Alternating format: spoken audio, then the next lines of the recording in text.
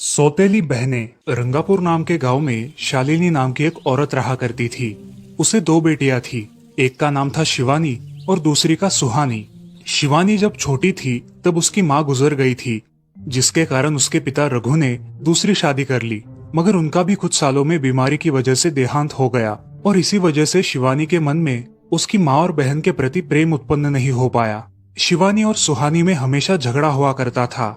दोनों भी बहनें एक दूसरे से कभी प्यार से बात नहीं करती थी। शालिनी ये सब देख बड़ी चिंता में रहा करती थी। ऐसे ही एक दिन, शिवानी सुहानी, चलो आ जाओ, खाना खा लो। हाँ माँ, आई। हाँ माँ, मैं भी आई। ऐसा कहकर दोनों बेटियां वहां आ जाती है और देखती है तो उनकी माँ ने उन दोनों के लिए गाजर का हलवा बनाया था। वो देख सुहानी और शिवानी बहुत खुश हो जाती है। माँ, तुमने ये हलवा मेरे लिए बनाया है? मुझे बहुत पसंद है। मुझे पता है कि मेरी दोनों बेटियों को हलवा कितना पसंद है, इसीलिए तो मैंने तुम दोनों के लिए हलवा बनाया है। और मेरे लिए माँ? अरे हाँ बेटी, मैंने तुम्हारे लिए भी बनाया है। चलो अब जल्दी से खा लो, तुम दोनों को कॉलेज भी तो जाना है ना। जी माँ, मैं ये कटोरी ले लूँ? मुझे जल्दी पहुँचना है कॉलेज में। हाँ ले लो। और सुहानी, तुम ये वाली कटोरी ले लो। जी माँ। दोनों भी हलवा खाती है और एक दूसरे की ओर बहुत गुस्से से देखकर वहां से चली जाती है। वो दोनों भी कॉलेज में एक साथ पढ़ा करती थी। फर्क सिर्फ इतना था कि शिवानी 3rd ईयर में थी और सुहानी 1st ईयर में। उन दोनों में 2 साल का अंतर था। फिर भी दोनों में हमेशा नोकझोंक हुआ करती थी, जैसे कि वो दोनों एक दूसरे की दुश्मन हो। ऐसे ही एक दिन, दीदी, मेरे कॉलेज की ट्रिप जाने वाली है। तुम्हारी भी ट्रिप जाने वाली है क्या? हाँ, मेरी भी जाने वाली है, मगर मेरा जाने का मन नहीं है। क्यों दीदी? क्योंकि वहाँ पे तुम हो। मुझे भी कोई शौक नहीं है तुम्हारे साथ आने का। मैंने ऐसे ही पूछ लिया। मैं जा रही हूँ। शिवानी और सुहानी एक दूसरे की ओर मुंह फेर कर वहां से चली जाती है। अगले दिन दोनों भी कॉलेज में जाती है। तब उनके टीचर उनसे पूछते हैं, शिवानी, तुम कॉलेज की ट्रिप में आने वाली हो? जी सर, मैं आने वाली हूँ। ठीक है, मैं तुम्हारा नाम लिखवा देता हूँ। जी सर। ऐसा बोलकर टीचर ट्रिप के लिए जाने वाले विद्यार्थियों की लिस्ट बना लेते हैं। घर आकर शिवानी और सुहानी ये बातें अपनी माँ को बताती है। सुहानी, शिवानी, तुम दोनों ट्रिप के लिए जा रही हो, मगर वहां जाके झगड़ा मत करना, नहीं तो ट्रिप पे जाने की कोई जरूरत नहीं है। नहीं माँ, हम झगड़ा नहीं करेंगे। हाँ माँ, हम झगड़ा नहीं करेंगे। तो फिर ठीक है, तुम दोनों जाओ। ये लो ट्रिप के लिए पैसे, और बाकी के ये तुम्हारे पास ही रखना। माँ, हम कल जाएंगे और 2 दिन के बाद वापस आएंगे। ठीक है, चलो अब सो जाते हैं, कल तुम दोनों को निकलना है। अब वो सब खाना खाकर सो जाती है। अगले ही दिन सुबह उठकर वो दोनों भी अपने अपने बस में बैठकर ट्रिप के लिए निकल जाती है और इधर शालिनी अपने काम में व्यस्त हो जाती है। ऐसे ही कुछ देर बाद शालिनी को शिवानी का फोन आता है। माँ, हम दोनों यहाँ ट्रिप की जगह पहुँच गए हैं। अच्छा बेटी, तुम दोनों ठीक हो ना? हाँ माँ, मैं रखती हूँ, हमें यहाँ अलग अलग स्पॉट देखने जाना है। ठीक है, और जब वक्त मिले तो फोन कर देना। हाँ माँ, अपना और सुहानी का ख्याल रखना। हाँ माँ। फोन रखने के बाद शिवानी और उसके क्लास के सारे दोस्त वहाँ की एक जगह देखने जाते हैं। सुहानी भी उसके क्लास के साथ एक दूसरी जगह देखने निकल जाती है। सारे बच्चे एक साथ घूमकर वापस आते हैं। शिवानी सुहानी को ढूंढती है, मगर सुहानी उसे कहीं दिखाई नहीं देती। इसीलिए शिवानी को बड़ी चिंता होने लगती है। अरे, ये सुहानी कहाँ रह गई? इसका तो कुछ भी पता नहीं, कहाँ ढूंढूं इसे? तभी शिवानी को सुहानी दिखाई देती है और उसके जान में जान आ जाती है। सुहानी, कहाँ गई थी तुम? मुझे कितनी चिंता लग गई थी तुम्हारी। अरे, मैं यहाँ ही थी मेरी सहेलियों के साथ, मुझे कुछ नहीं हुआ। ऐसा बोलकर सुहानी वहाँ से चली जाती है। दूसरे दिन सब लड़के लड़कियाँ जल्दी उठकर अपनी तैयारी कर लेते हैं और पहाड़ पर जाने के लिए निकलते हैं। वो सब आज थोड़ा घूमकर शाम तक निकलने वाले थे। सब विद्यार्थी एक हिल स्टेशन देखने चले जाते हैं। शाम होने तक उस पहाड़ी का मजा उठाते हैं, लेकिन सुहानी बिना किसी को बताए उस पहाड़ी के एक अनजान हिस्से में चली जाती है। वहाँ का मनमोहक दृश्य देखते देखते गलती से उसका पैर फिसल जाता है और वो वहाँ से नीचे गिर जाती है। शाम हो जाने के कारण सभी विद्यार्थी वहाँ से निकलने लगते हैं और यहाँ सुहानी एक पेड़ के सहारे उस पहाड़ी की चोटी पर लटकी रहती है। शिवानी सभी विद्यार्थियों में अपनी बहन को ढूंढती है, लेकिन वो उसे कहीं नहीं मिलती। सुहानी को ढूंढते ढूंढते शिवानी वापस उसी पहाड़ी के पास आती है और उसे आवाज लगाती है। सुहानी, सुहानी कहाँ हो तुम? दीदी मैं यहाँ हूँ, बचाओ मुझे, मैं यहाँ हूँ। सुहानी की आवाज की ओर जाते ही उसे पता चलता है कि सुहानी पहाड़ी पर लटकी है। ये सब देखकर शिवानी बहुत घबरा जाती है। शिवानी अपनी पूरी ताकत लगाकर उसे ऊपर खींच लेती है। तुम यहाँ क्यों आई थी? अगर तुम्हें कुछ हो जाता तो मैं क्या करती?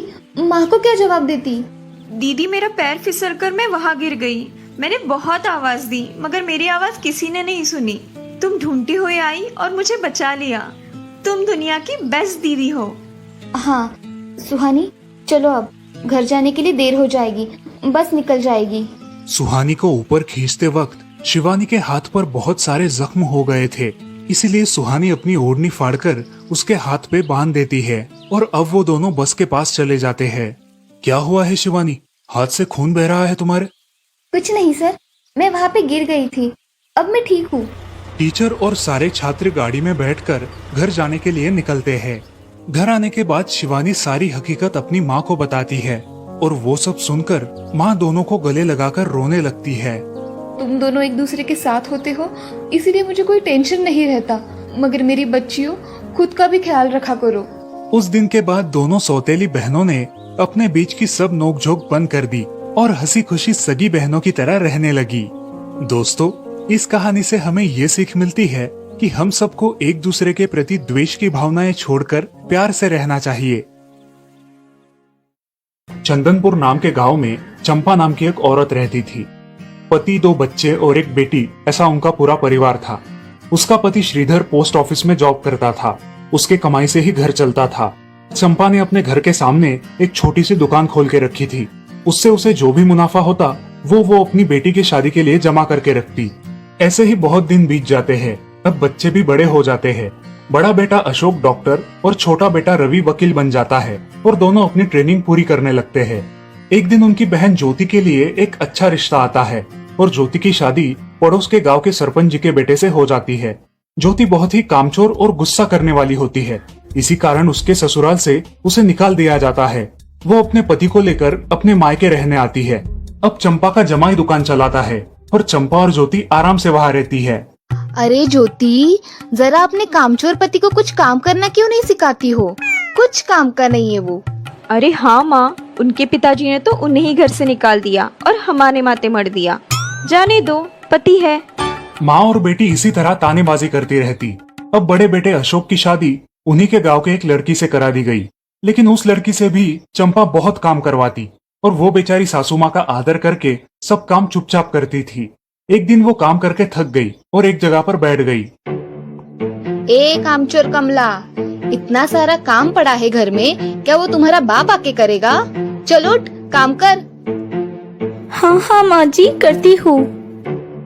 ऐसा कह के कमला अपने काम पर लग जाती है और सारा काम खत्म कर देती है।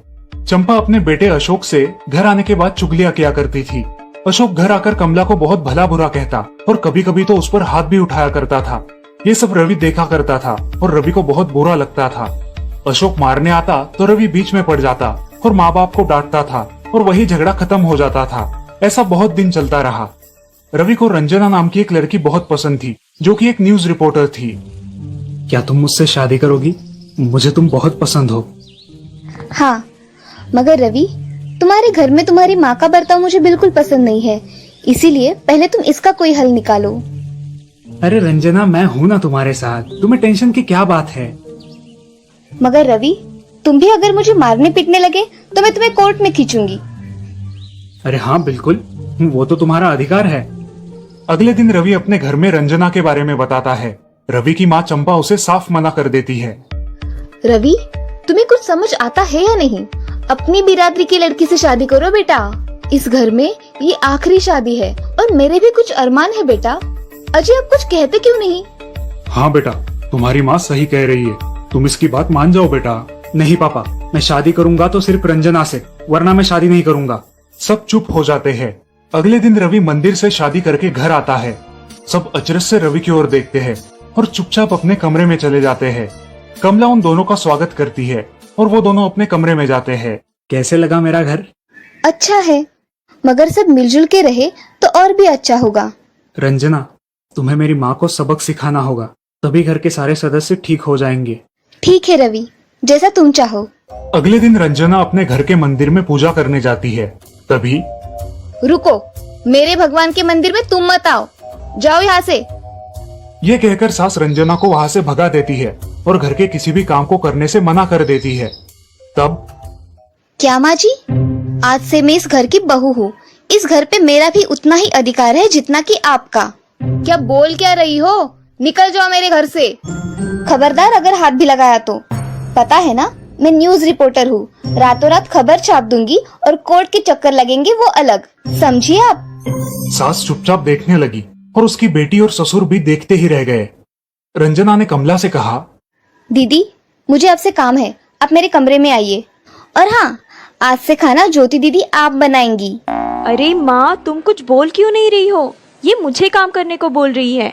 अजय, सुनते हो? चलो मेरी मदद करो। हाँ आता हूँ। ज्योति किचन का काम करने चली गई और सास बाहर का काम करने लगी। रंजना कमला को लेकर अपने कमरे में गई और उससे कहा, कमला दीदी, आप कुछ कहती क्यों नहीं? आप चुपचाप सह लेती हो, उसका ये नतीजा है। अब देखो दीदी कैसे काम कर रही है। आप कुछ काम करती थी क्या शादी के पहले? नहीं रंजना, मगर अब घर से ही अपना खुद का कुछ व्यवसाय शुरू करने का सोच रही हूँ। बहुत अच्छे दीदी, अब आप किसी से मत डरिए, हम हैं आपके साथ। सच में किसी के साथ होने का कितना महत्व होता है। अब उसकी सासू माँ ही घर के सारे काम करने लगी थी और ज्योति को काम करवाने की वजह से ज्योति भी अपने ससुराल जाने की सोच रही थी। अजी, यहाँ तो काम वाली से भी ज्यादा बुरी हालत हमारी हो गई है। चलो हम हमारे घर चलते हैं, सब है हमारे यहाँ। अरे रे, आप कहाँ चली? अभी भी काम बाकी है। ज्योति का पति रंजना से धन्यवाद कहता है और ज्योति को लेकर अपने घर चला जाता है। अब सासू माँ एक दिन पूरा काम करके इतना थक जाती है कि उसके बदन में बहुत दर्द होने लगता है। तब दोनों बहू सास के पास चली आती है और एक बहू सास के पैर दबाती है तो दूसरी बहू सर दबाती है। सासू माँ उठकर रोने लगती है। मुझे माफ कर दो मेरी बेटियों, अब से कभी ये गलती नहीं होगी। सास को उसके किए पर पछतावा होता है और ये देखकर घर के सभी सदस्य बहुत खुश हो जाते हैं। रवि और रंजना भी बहुत खुश होते हैं। वाह बहू, जो आज तक नहीं हुआ वो तुमने करके दिखाया। बहू हो तो ऐसी। रंजना अपने बर्ताव के बदले माफी मांगती है और अब सब लोग खुशी खुशी रहने लगते हैं। तो दोस्तों, इस कहानी से हमें ये सीख मिलती है कि हम सब मिलके परिवार बनता है और हम सब परिवार का महत्वपूर्ण अंग होते हैं। परिवार के काम मिल बांट कर करना ये हमारी वैयक्तिक